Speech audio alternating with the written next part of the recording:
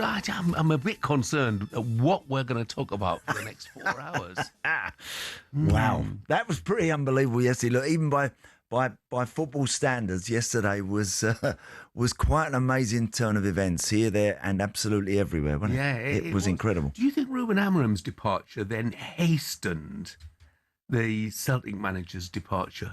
They thought they might just cover it up a little bit. Well, there might be something in that. I think it was inevitable that Wilfried Nancy was going to go.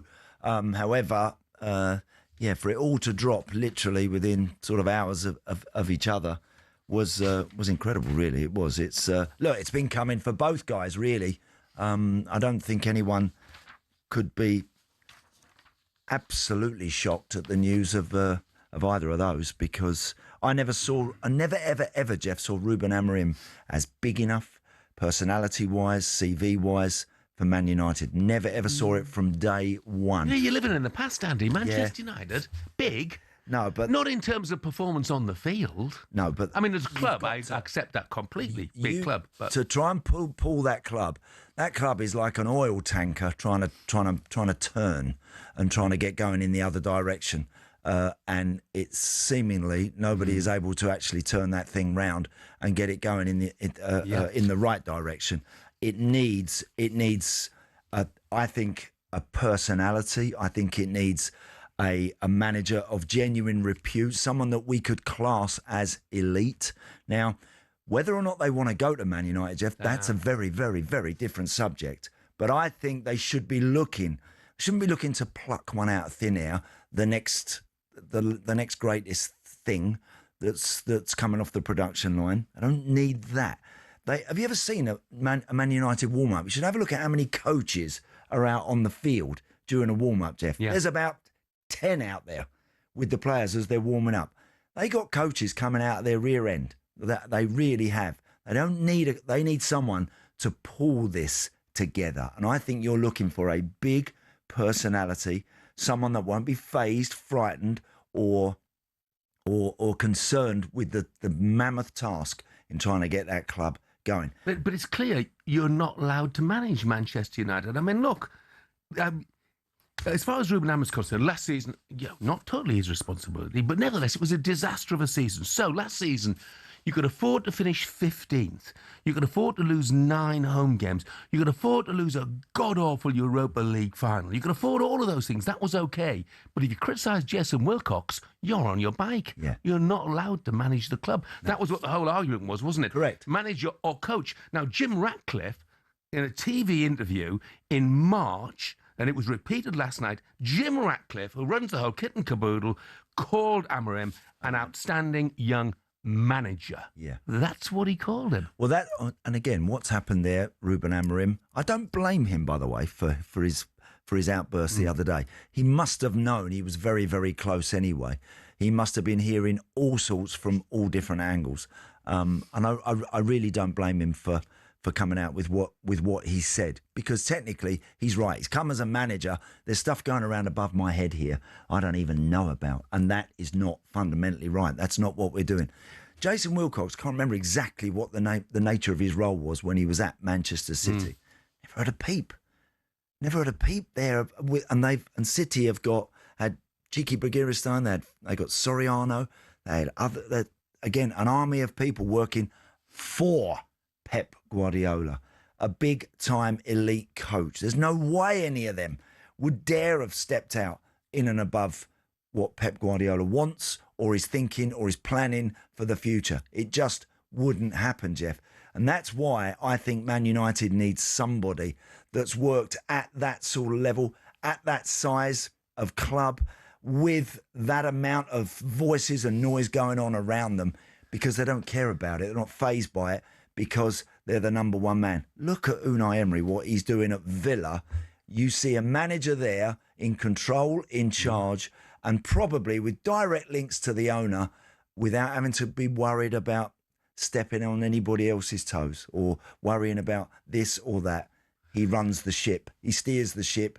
It's his until further notice. And United need something like that. Not him, by the way. I don't want him to leave Villa. I don't want Unai to go. But Yeah, well, we'll talk about it more during the course of Yeah. the morning, no question. Jill's text says, don't start, Jeff. Biggest club in the world, fact. Jill, you know what? I just said that, but not in terms of footballing success on the pitch in recent years. You know, they might be in financial terms, they might be in terms of supporter base, but it depends how you measure the biggest club in the world. And in terms of success on the pitch, miles off it. Miles off it. Andrew says, morning, boys. At United, the manager isn't the problem. It's the ownership that needs changing. So we know we're going round in circles, aren't we? yes, can do. You know. Anyway, Danny Murphy was reacting to Amorim's sacking on kickoff last night. He thinks it may mean United will see an instant improvement. Generally, he's been well backed. He's been given time, he's been given players, and he's failed. So I don't really have any sympathy. He'll get a huge payoff. He'll get another job somewhere after what he did on his first job at Lisbon. Mm-hmm. So I suppose the negative is more, I think, for those other clubs around the top four, like Liverpool, like Chelsea, because they'll get better. Okay. They can't not get better because the players don't look content in what they're trying to do half the time when you watch them with the formations. 4-3-3, the players are comfortable with it. Then you'll have the front three when Bruno's back with Cunha and Sesko, and then you'll have Bruno being protected by two holding midfielders so he can go and do what he does best and win games of football. And then you find your best back four, and United will be much better for it. Yeah, well, they can not get better. They were 15th last season, Danny. They are 6th this season. That is an improvement. I don't want to be an apologist for Ruben Amorim, but he suffered a lot of absenteeism. Bomo and Diallo and Mount and Fernandes and De Ligt and Maguire. And yeah, obviously things have been very, very difficult at times. But I think we're beginning to see now the circumstances that he was working under. So Darren Fletcher in charge against Burnley on talkSPORT tomorrow. You'll hear that live. Can the club afford to wait till the summer to make a permanent appointment? Well, if it's a tricky time to go and find somebody. It isn't the easiest time right now to go and get someone. But Manchester United, despite the fact, as you quite rightly say, have been nowhere really in terms of all the major honours in recent times. But they should be in a position within a few months to attract some of the strongest names in world football. Proper managers, Jeff, proper managers that have been course and distance and that, as I mentioned earlier, will not be fazed or thrown by the task in front of them. They won't be afraid to upset some of those players that it looks like so many managers nowadays want to pander to their players, honestly, words fail me sometimes when I look at the way some players are treated by certain managers. You want a manager at Man United that's going to come in, and there's nothing wrong with ruffling a few feathers. There's nothing wrong with letting one or two know they need to do a darn sight more than they're doing. Otherwise, they'll be gone, they'll be replaced.